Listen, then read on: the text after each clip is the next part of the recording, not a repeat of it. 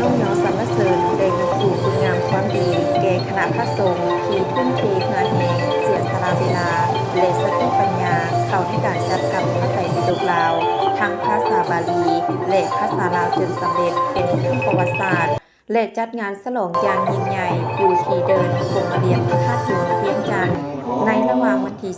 26 31 มังกร 2026ที่สำคัญได้มีการสาธยายพระไตรปิฎกตลอด3วันหลังจากสำเร็จในวันที่29 มังกรก็ได้นำพาออกตนญาติโยมรับฟังการปาฐกถาถึงประวัติความเป็นมาขององค์สัมมาสัมพุทธเจ้าก่อนตรัสรู้และการนำมาเสริมการรวบรวมหลักธรรมคำสอนโดยได้รับความเมตตาเข้าร่วมของญาทานใหญ่มหาเวทปาเสนัยประธานศูนย์กลางองค์การพุทธศาสนาสัมพันธ์แห่งสาธารณรัฐประชาธิปไตยประชาชนลาวพร้อมด้วยคณะบริหารงานศูนย์กลางตลอดฮอดการนำภาครัฐออกตนญาติโยมเข้าร่วมในพิธีพระอาจารย์มหาอุดรอนุตตโรได้ปาฐกถาถึงความสำคัญของพระไตรปิฎกกล่าวถึงความเป็นมาของพระไตรปิฎกเหตุผลของการจัดพิมพ์และบรรทัดอื่นเกี่ยวกับพระไตรปิฎกซึ่งเป็นหลักธรรมคำสอนขององค์สัมมาสัมพุทธเจ้าได้ตรัสรู้ไว้เมื่อ 2,000 กว่าปีก่อน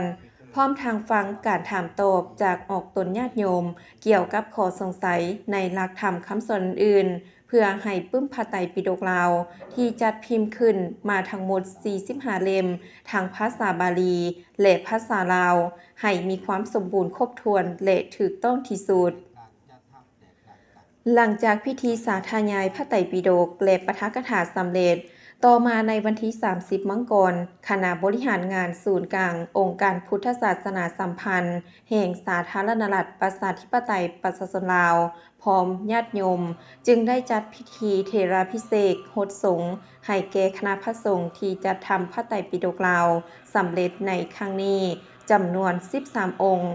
โดยประกอบมีพระมหาอุดรอนุตตโรพระอาจารย์มหาเวียงศักดิ์เดชศรีสวัสดิ์พระอาจารย์มหากิกาตสิโรพระอาจารย์มหาอุทิศไสยมนตรีพระอาจารย์มหาโทนีแสงสุรินทร์พระอาจารย์วิจิตรทวีสุขพระอาจารย์มหาต้นทิตานาโมพระอาจารย์ไม้มันไสยวงศ์พระอาจารย์ใกล้สิทธิ์แสงดาราพระอาจารย์มหาพรสวรรค์วิศิรญาโนพระอาจารย์กงใจอุสุโกพระอาจารย์มหาบุญเกิดคำมงคลและพระอาจารย์สมบัติสุมังคโลโดยการเป็นประธานนำพาโคตสงฆ์โดยญาทานใหญ่มหาเวทมาเสนัยพร้อมคณะบริหารงานศูนย์กลางองค์การพุทธศาสนาสัมพันธ์แห่งสาธารณรัฐประชาธิปไตยประชาชนลาวและประธานองค์การพุทธศาสนาสัมพันธ์ลาวแขวงทั่วประเทศฝ่ายคฤหัสถ์เป็นเจ้าภาพพจน์สงฆ์ประกอบมีแม่ป้านาลีศรีสุฤทธิ์ภรรยาท่านประธานประเทศแม่ป้าเวียงเงินไข่คำพิทูลภรรยารองนายกรัฐมนตรีพร้อมด้วยครอบครัวการนำภาครัฐพุทธบริษัทและออกตนญาติโยมชาวพุทธเข้าร่วมอย่างคึกคืน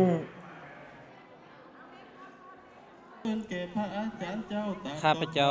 บุญทวีพรทศินของกรมศาสนาศูนย์กลางในเราสร้างศาสตร์ได้มาร่วมในพิธีหดทรงหรือว่าเทราภิเษก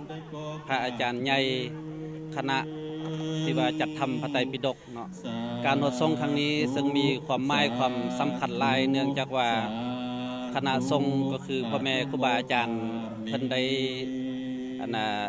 สร้างหรือว่าได้เฮ็ดพระไตรปิฎกฉบับภาษาลาวและภาษาบาลีเนาะแท้จริงในการเฮ็ดพระไตรปิฎกนี้ก็เป็นเวียกหนึ่งที่ว่าสำคัญขององค์การพุทธศาสนาสัมพันธ์ก็คือชาวพุทธลาวบรรดาเผ่าในการกะเกียมในการเฮ็ดนี้ก็บ่แม่นว่าก็เริ่มเฮ็ดเนาะการเฮ็ดพระไตรปิฎกนี่นะที่จริงก็เฮ็ดเริ่มมาตั้งแต่ก่อนปลดปล่อยและกำลังปลดปล่อยเนาะแต่ว่าก็บ่ทันสำเร็จเพราะฉะนั้นการเฮ็ดพระไตรปิฎกหรือว่าการเทราภิเษกในครั้งนี้ก็เป็นการเฉลิมฉลองผลสำเร็จของการจัดทำพระไตรปิฎกทางภาษาบาลีและก็ภาษาลาวเนาะนอกจากนั้นแล้วเป็นการเฉลิมฉลองผลสำเร็จของการจัดกองประชุมใหญ่ขององค์การพุทธศาสนาสัมพันธ์แห่งสปปลาวสำเร็จเนาะ แล้วก็อีกเนื้อในอันหนึงอันที่ว่าสำคัญก็เป็นการเฉลิมฉลองเนื่องในโอกาสสถาปนาสปปลาวครบรอบ50 ปีซึ่งว่าการเฮ็ดพระไตรปิฎกนี้เนาะที่จริงครูบาอาจารย์เฮาก็ได้ประกอบส่วนหลายองค์แหละอันที่ว่าพ้นเด่นแม่นช่วงล่างๆนี่แหละแม่นพระอาจารย์อยู่ในคณะ13องค์นี่แม่นเพิ่นได้ประกอบส่วนทางด้านสติปัญญาทางเนื้อแห่งเพิ่นนั่นแหละถือว่าเป็นเวลา10 กว่าปีเนาะยังสำเร็จเพราะฉะนั้นการพดทรงในครั้งนี้ก็มันมีความหมายความสำคัญและก็เป็นการส่งเสริมฮีตของประเพณีอันดีงาม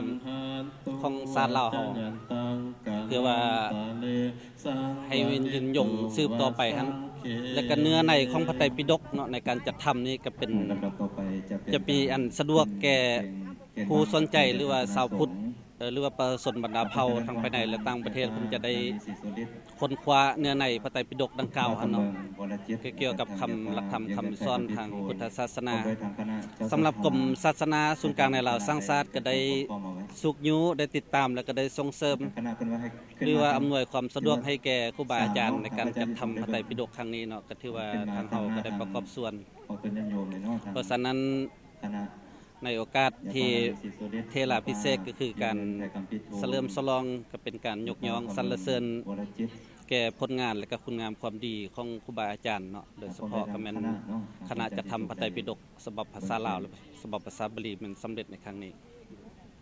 สำหรับการจัดงานในครั้งนี้แม่นเพื่อเฉลิมฉลองผลสำเร็จการจัดพิมพ์ปึ้มพระไตรปิฎกลาวสำเร็จทั้งภาษาบาลีและภาษาลาว45เล่มครบสูตรและทั้งเป็นการเฉลิมฉลองผลสำเร็จกองประชุมใหญ่ผู้แทนพระสงฆ์ทั่วประเทศครั้งที่9และเป็นการระดมทุนสมทบก่อสร้างอาคารสำนักงานประธานสงฆ์ศูนย์กลางองค์การพุทธศาสนาสัมพันธ์หลังใหม่ให้สำเร็จตามกำหนด